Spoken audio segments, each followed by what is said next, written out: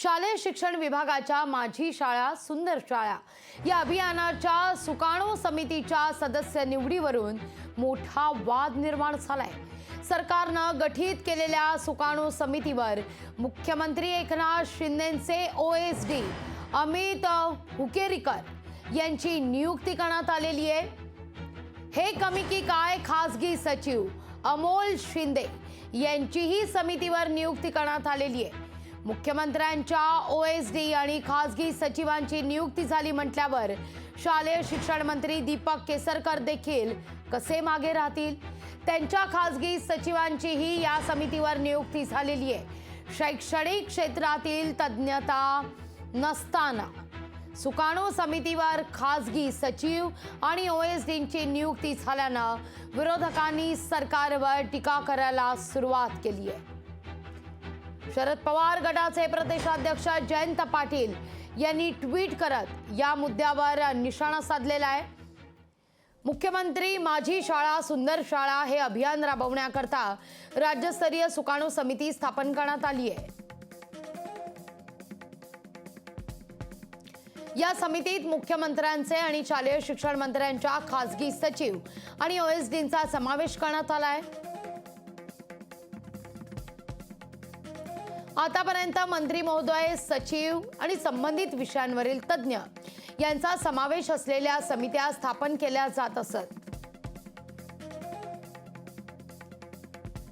असं म्हणत जयंत पाटील यांनी या मुद्द्यावर टीका केलेली आहे। याच विषयी अधिक माहिती घेण्याकरता थेट जाऊया पुण्याला आमचे प्रतिनिधी अमोल धर्माधिकारी यांच्याकडे। अमोल, हा सगळा नेमका काय प्रकार आहे? लाघवी, खरं तर माझी शाळा सुंदर शाळा अशा प्रकारचा एक उपक्रम राज्य सरकारकडून सुरू करण्यात येतोय आणि या संबंधित एक सुकाणू समितीची स्थापना राज्य सरकारने केलेली आहे। 16 जणांची ही सुकाणू समिती आहे, पण यामधले जे 3 सदस्यांना यामध्ये संधी देण्यात आलेली आहे त्याच्यावरती मात्र आता राष्ट्रवादी काँग्रेस पक्ष म्हणजेच शरद पवार गटाचे प्रदेशाध्यक्ष जयंत पाटील यांनी आक्षेप घेतलेला आहे। कोणत्याही प्रकारची शैक्षणिक यांना बॅकग्राऊंड नाही आहे, पार्श्वभूमी नाही आहे, असं असतानाही यांची नियुक्ती यामध्ये करण्यात आलेली आहे। यामध्ये खास करून मुख्यमंत्र्यांचे जे खासगी सचिव आहेत ते त्याचबरोबर विशेष कार्यकारी अधिकारी असलेले आणि त्याचबरोबर शालेय शिक्षण मंत्री दीपक केसरकर यांचे खासगी सचिव अशा 3 जणांचा यामध्ये समावेश करण्यात आलेला आहे। खरं तर ज्या सुकाणू समित्या गठीत करण्यात येतात त्यामध्ये त्याच्या रिलेटेडच सदस्य हे यामध्ये असतात, ज्यांना या संपूर्ण क्षेत्राचं ज्ञान असतं असे जे व्यक्ती असतात त्यांचा यामध्ये समावेश करण्यात येतो। मात्र आता इथे थेट मुख्यमंत्र्यांच्या खासगी सचिवांनाच संधी दिलेली आहे आणि त्यामुळे ही एक वेगळा पायंडा आहे तो राज्य सरकार पाडत आहे अशा प्रकारचा आरोप जयंत पाटील यांनी केलेला आहे। आणि त्यामुळे आता या तिघांच्या नियुक्तीवरती आता राज्य सरकारचं म्हणजेच विरोधी पक्ष आहेत त्यांनी आक्षेप घेतलेला आहे आणि त्यामुळे अमोल शिंदे आणि दुसरे जे विशेष कार्यकारी अधिकारी आहेत आणि त्याचबरोबर शालेय शिक्षण मंत्री यांचे जे खासगी सचिव आहेत यांच्या नियुक्तीवरती हा आक्षेप घेण्यात आलेला आहे। यानंतर आता राज्य सरकार यामध्ये काही बदल करतं का हे पाहणं महत्त्वाचं आहे। पण माझी शाळा सुंदर शाळा हा जो काही उपक्रम राज्य सरकार राबवणार आहे यामध्ये कशा पद्धतीचे उपक्रम राबवता येतील, कोणकोणत्या शाळांचा यामध्ये समावेश असणार आहे याबाबतचा अभ्यास करण्यासाठी ही खरं तर सुकाणू समिती गठीत करण्यात आलेली आहे। पण यामध्ये ज्या 3 जणांचा समावेश करण्यात आलेला आहे त्यावर मात्र आता विरोधकांनी आक्षेप घेतलेला आहे आणि यामध्ये खासगी सचिव आणि ओएसडी जे आहेत मुख्यमंत्र्यांचे यांचा समावेश आल्यानं एक मोठा वाद सध्या निर्माण झालेला आहे। अमोल, जसा तुम्ही या ठिकाणी उल्लेख केला की सुकाणू समिती जी असते त्या समितीमध्ये त्या क्षेत्रातील तज्ज्ञांची नियुक्ती होणं खरं तर आवश्यक असतं, पण इथं मात्र काहीसा वेगळा प्रकार समोर आलेला आहे। मुख्यमंत्र्यांच्या किंवा मग शिक्षण मंत्र्यांच्या ओएसडींची या ठिकाणी नेमणूक झालेली आहे, नियुक्ती झालेली आहे। मुळात ही नियुक्ती करत असताना सरकारकडून काही निकष वापरण्यात आलेले आहेत का? सरकारकडून या नियुक्तीवर नेमकं काय सांगण्यात येत आहे, या संदर्भात काही संकेत पोहोचत आहेत का? खरं तर ज्या समित्या आतापर्यंत गठीत करण्यात आलेल्या आहेत त्यामध्ये मी जसं म्हटलं की त्या रिलेटेड जे क्षेत्रातले अमोल, माफ करा, काही सेकंद तुम्हाला थांबवते। याविषयी बोलण्याकरता शरद पवार गटाचे नेते अंकुश काकडेजी आपल्यासोबत जोडले गेलेले आहेत। नमस्कार काकडे साहेब, काय पहिली प्रतिक्रिया यावर? शैक्षणिक क्षेत्रातील तज्ज्ञ खरं तर अपेक्षित असतात या सुकाणू समितीमध्ये, पण इथं मात्र काहीसं वेगळंच चित्र आहे। नाही, शासनाला समित्या नेमण्याचा अधिकार आहे वेगवेगळ्या कामासाठी किंवा काही नवीन उपक्रम करायचे असतील पण त्या करत असताना ज्या क्षेत्राशी संबंधित समिती आहे त्या क्षेत्रातले तज्ज्ञ जाणकार किंवा यापूर्वी ज्यांनी काम केलंय अशा मंडळींना त्याच्यामध्ये घेतलं जातं. अर्थात जर शिक्षण खात्याशी संबंधित असेल तर शिक्षण खात्याचा सचिव तिथे असणं गरजेचं आहे.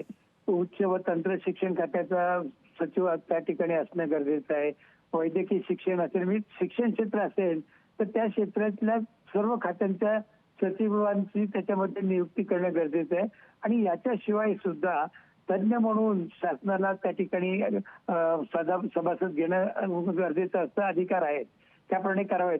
पण मंत्र्यांनी त्यांचे खाजगी सचिव आणि OSD हे घेणं हे किती संयुक्तिक आहे याचा विचार सरकारने करायला हवा. कारण अनेक ठिकाणी अनेक मंत्र्यांनी OSD जे आहेत हे शासनाचे सेवक नसलेले OSD म्हणून नेमलेले आहेत. त्यांच्या कारकिर्दीपुरते असतील किंवा त्यांना वगैरे असे नेमलेले आहेत. पण आपण एक लक्षात घ्या की भारतीय जनता पक्षाचं आतापर्यंत सरकारमधलं धोरण हे असंच असायचं.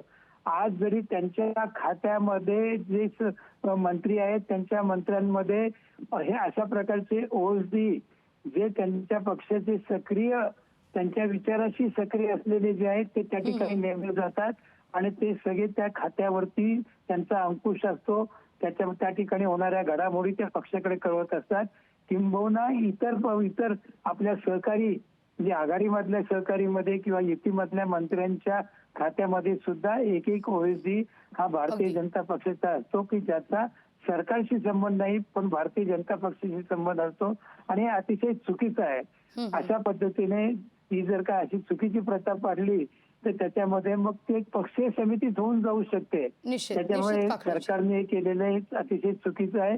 याचा फेरविचार करावा अशीच आमच्या पक्षातर्फे त्यांना विनंती राहील. अगदी धन्यवाद आमच्याशी संवाद साधला त्याबद्दल.